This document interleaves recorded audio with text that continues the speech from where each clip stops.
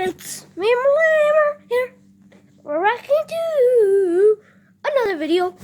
Okay, so the device I would usually watch it on is dead. So I got my Switch to play YouTube. So what we're going to be reacting to, 1 minute.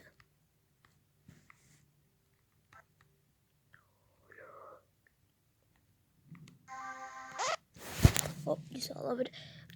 The game theory, the lost history of Minecraft Enderman. Okay, let's go. No one. Literally no one.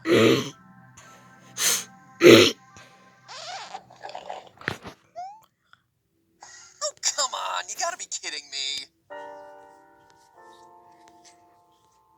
Hello, Internet. Welcome to Game Theory. Call it nostalgia, call it a return to a more innocent time, call it a desire to trend right off of PewDiePie's success playing the game that just overthrew Fortnite. Rest in peace, Jurgen. But I have been digging through a lot of Minecraft lore lately. Oh, and you absolutely heard that right. According to Google Trends, Minecraft is now on top of Fortnite, both in terms of web search and here on YouTube. It's like the Grover Cleveland of video games. And by that I mean a game that was king, gave up its crown to someone else, but then snatched it back, just like old Grover C. did when he was elected president. History's only double president, for that matter. Honestly, it's like the only thing Grover Cleveland's known for. Heck, this 10 fascinating facts article on him couldn't even come up with anything remotely interesting, let alone fascinating. What was I talking about again? Oh yeah, Minecraft, on the other hand, is endlessly fascinating, because for a game that's now 10 years old, happy anniversary by the way, its lore still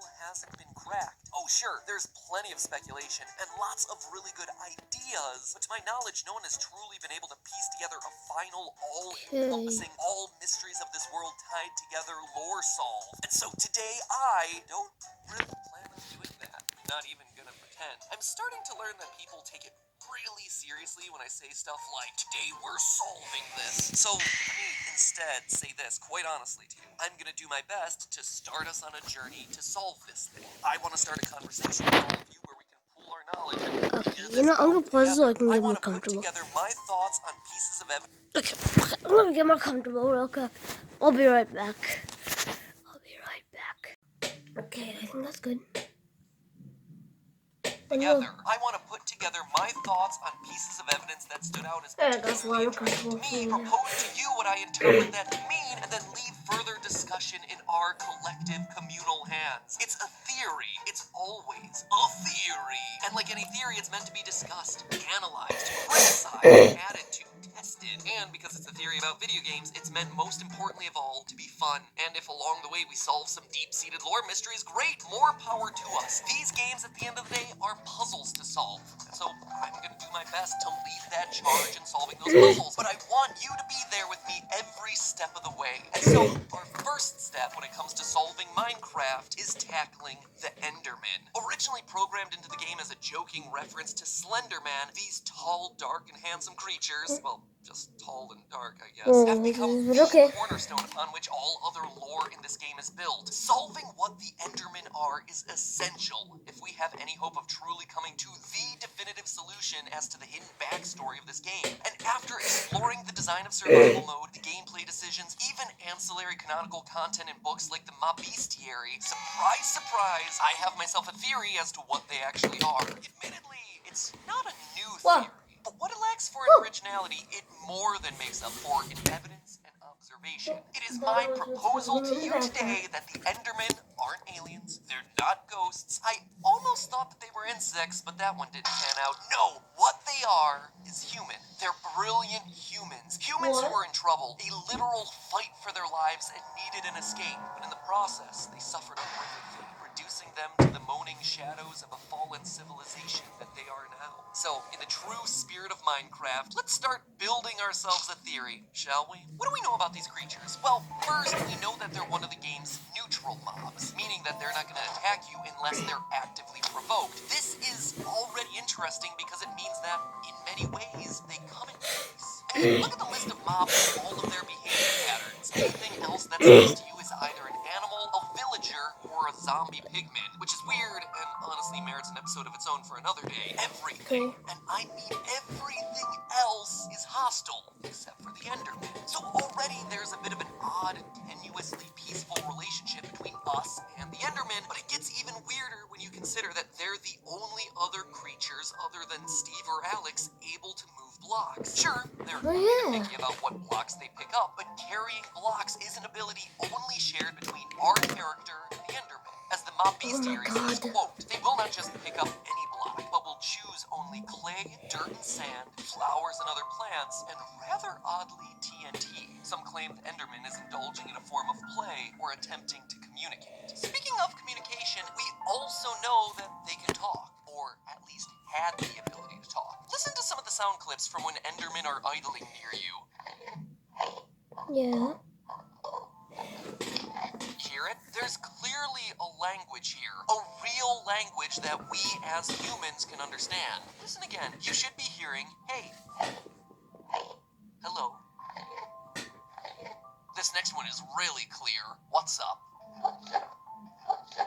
And look for the eye. Which presumably is referencing Eyes of Ender, the items that allow you to find strongholds where they're used to activate a portal to the end. Okay. Home of the Enderman and the game's final boss, the Ender Dragon. So we have ourselves neutral creatures who are able to move blocks, just like us, and have language abilities far beyond what we hear elsewhere in the game from characters like the villagers. It's certainly a lot of odd similarities to be sure, but far from airtight evidence that the Endermen are somehow related to men. But now let's take a minute to actually look at their home. Oh, sorry. It is a weird final dimension for Minecraft. It honestly feels to me like where the game started to run out of money. Not that it could ever run out of money. With the whole thing just being a bunch of endstone and purple blocks. Ugly purples and yellows everywhere. Huge chunks of landscape missing. And giant cities that you can visit far off in the distance. All of which are eerily empty. This is the home of the Enderman, sure. Even the mob bestiary says it. But look closer and you see that while the Enderman may call this dimension home, and certainly wander around in the empty open landscapes, these giant looming Thanos purple buildings aren't for them. What do I mean by that? Well, let's take a look inside the end cities. There's tons of great loot hidden all over the place. Inside the chests, you can find everything from enchanted swords to saddles and armor for your horse. The Minecraft Gamepedia breaks down everything that we can find here. But something's wrong with that. None of these items are actually useful to the Enderman. They don't wear armor, they don't attack with swords, and they certainly don't ride animals. Heck, there are no animals in the end to ride. Even the fact that the items are kept in chests should be a huge red flag here. Remember, Endermen are only picking up certain blocks, and none of those blocks entail chests. They can't use these things or the thing that stores those things. All of this points to the idea that the End's cities weren't built by the Endermen. They were built by and for someone else. Some other ancient people who managed to get to the end. But who? When you start up a new survival mode game, you enter a blank world. Immediately you notice that you're the only one of your kind. Oh, sure, as you adventure, you'll come across NPCs like villagers, but they're not like you. They don't look like you. They can't build like you. You and the villagers are fundamentally different. It's almost as if you're a different species. This fact is even supported by zombie attacks. When bit, a villager doesn't transform into a normal zombie. It turns specifically into a zombie villager. Regular zombies and zombie villagers are different. In fact, the only times that you ever really see anything that looks even remotely like you is always in the form of undead enemies. Zombies, drowned, husks. It implies that once upon a time there were other humans here, but they all died en masse. It's a strange detail that you probably noticed, but you shrug it off and you continue on your journey. Then you start discovering pre-existing structures, mine shafts, temples in the desert, monuments underwater, all abandoned, all of them lost to time.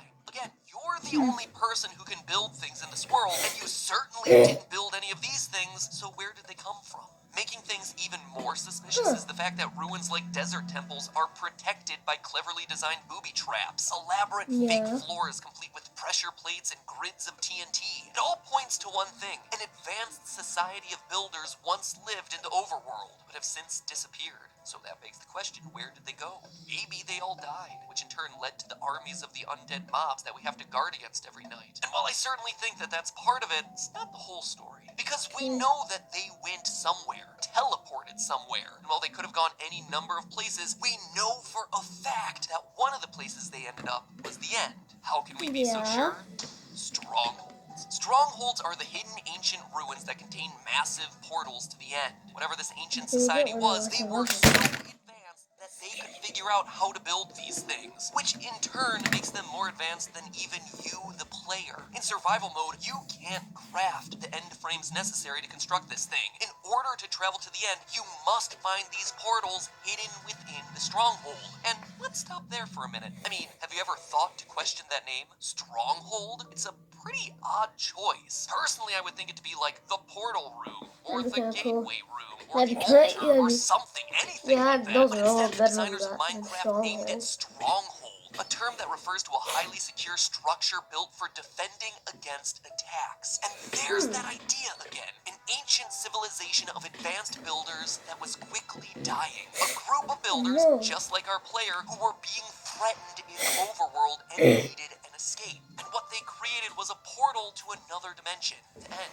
where, wouldn't you know it, they built cities to store the items and armor from their previous world. But there was one thing that they didn't expect, that this would be a one-way trip, that the portal would close up behind them, leaving them stranded in a strange and barren wasteland. Sure, they were safe from whatever was killing them in the overworld, but now they were trapped in a wasteland guarded by an unstoppable dragon, and they came unprepared. Based on what we see in the chests, they came in with swords and armor and horses. Effective weapons to be sure, but not against an otherworldly foe. A giant foe that flies around and attacks with towering beacons that restore its health. They couldn't defeat this thing, hence why it's still living when we arrive. And as we know from the game, the only way out of the end is through defeating the Ender Dragon. And since they couldn't, they were stuck, trapped there for generations. They learn to live in harmony with the dragon. They make a new life with whatever limited resources they have there, building homes using the strange endstones and purple blocks. They run out of food and soon have nothing to eat, so they turn to the strange chorus fruits found there. Chorus fruits, which, funny enough, have teleportation properties. And over time, they begin to change. They adapt to their new surroundings. Oh sure, they retain some human features. According to the diagrams in the mob bestiary, their brains are very human-like, and they have the flat faces and wide eyes indicative of humans. They still do vaguely look like our player character, but they evolve to grow taller, which makes picking the tall stalks of chorus fruit easier. Similar to how giraffes' necks got longer to more easily reach higher up leaves. The fruit's teleportation abilities starts to rub off on them. So instead of having to rely on ender pearls to teleport around, they instead naturally gain the ability from their diet. Over time, they slowly forget their ability to build. I mean, why build when there's no escape? When there's not even many resources with which to craft? But they still retain the ability to pick up blocks. Though their skill for speech gets forgotten, they do retain a rudimentary language, still speaking in those distorted words. This once great builder society slowly, generation after generation, transforms into the Enderman. Even some of their memories may still remain. One odd detail of the Enderman is that wearing a pumpkin on your head prevents them from becoming aggressive. Maybe it reminds them, somewhere deep down, of a simpler time, or of the friendly golems that they would construct back on the overworld. Regardless, the civilization is stuck there. Oh sure, some are able to teleport out into the overworld or into the nether, but most are forced to live there, under the rule of the dragon. And we know this isn't by choice, because when you finally arrive in the end, when you finally defeat their oppressor, the achievement we receive is Free the End. The Endermen at this point are so far gone from the people they once were that they're no longer able to appreciate what's happened. But in defeating the dragon, you as the player have brought closure to this oppressed civilization. One that was forced to flee to a new dimension in order to survive, only to wind up trapped yet again. And that, my friends, is the story of Minecraft. You're a builder, and you follow in the path of the great builders who came before you. discovering their work, learning of their enemies, unlocking their technology, and ultimately freeing them from their greatest oppressor. Now, admittedly, there are some difficult things to explain here, like how this ancient civilization got access to the Ender Pearls necessary to craft the Eyes of Ender required to build a portal to the end if they themselves become the Endermen. It would require some sort of time loop. At Bissell, Oh, come on. inspired us to develop Not the an Bissell ad. Icon Pack cordless Oh, vacuum. Features like the oh, powerful not digital an ad. motor Oh, are expertly engineered to clean even the loop, which honestly there isn't a whole lot of evidence for. Instead, my thought here is that the Ender Pearls are items that they learn to create before becoming Endermen, Yeah. before going to the end. I mean, think about this. We know that this ancient civilization was able to access the Nether. End rods and Eyes of Ender both require blaze-related materials to craft. So this civilization had definitely visited that dimension, and thus knew how to access the powers of teleportation. So maybe they learned how to harness that in a smaller, portable form, i.e. the Ender Pearl, before ever making it to the end? I'm not 100% sure. It's honestly just speculation to try and solve for this theory's problem. Anyway, I want to know, what do you think? Did you like it? Did you not? Let's build it out from there. Why do they hate Endermites? Where'd the villagers come from? And seriously, what is the deal with the zombie pigman civilization? Like I said, the Endermen are just the start to the puzzle that is Minecraft, but there are still plenty more here for us to discover. So until then, remember, that's just a theory. A game theory. Thanks for watching. Wait a minute. What was that? If you enjoyed that, start picking away. I need to see the internet. Anyway, I want to know, what do you think? Did you like it? Did you not? Let's build it out from there. Why do they hate Endermites? Where'd the villagers come from? And seriously, what is the deal with the zombie pigman civilization? Like I said, the Endermen are just the start to the puzzle that is Minecraft. There are still plenty more here for us to discover. So until then, remember, that's just a theory. A game theory. Thanks for watching. Hey, if you enjoyed that, start picking away at the box on the left to check out my video on what Minecraft creepers really are. Well, I mean,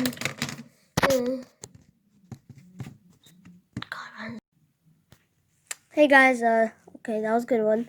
We might watch the second one next week. We have 9 seconds. Okay, I don't know what to say. I'll just, bye, I guess.